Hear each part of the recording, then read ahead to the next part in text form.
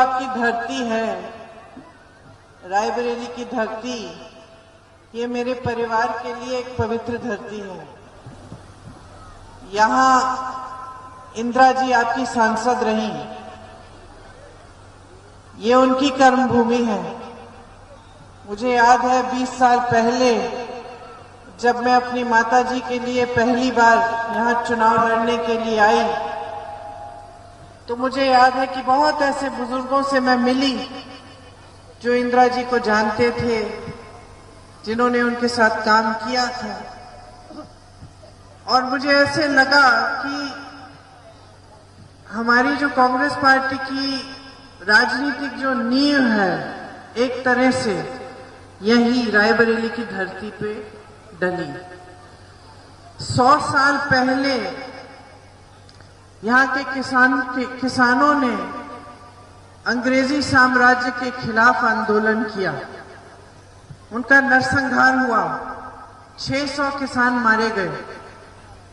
उस समय जब वो आंदोलन हुआ तो इस बात के बारे में मेरे पूर्वजों ने, मोतीलाल नेहरू जी ने सुना और उन्होंने अपने बेटे पंडित जवाहरलाल नेहरू जी को भेजा कि जाके देखो क्या हुआ। गरीब किसान खड़ा हो गया है, इतने बड़े साम्राज्य के खिलाफ आंदोलन कर रहा है, आजादी मांग रहा है, जाओ शामिल हो। पंडित जी आना चाहे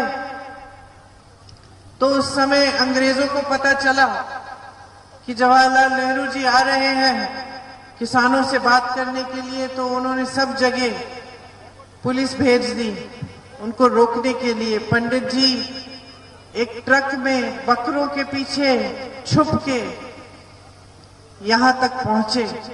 किसान आंदोलन में उन्होंने भाग लिया और पहली बार जब वो गिरफ्तार हुए तो यहीं के किसानों के साथ गिरफ्तार हुए।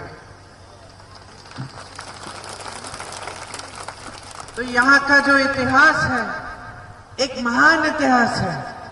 आपके जो पूर्वज हैं, हमारे पूर्वजों की तरह वो हमेशा आजादी के लिए लड़े हैं, न्याय के लिए लड़े, लोकतंत्र के लिए लड़े। और उन्हीं के बलिदानों से, उन्हीं के संघर्ष से ये देश आजाद हुआ।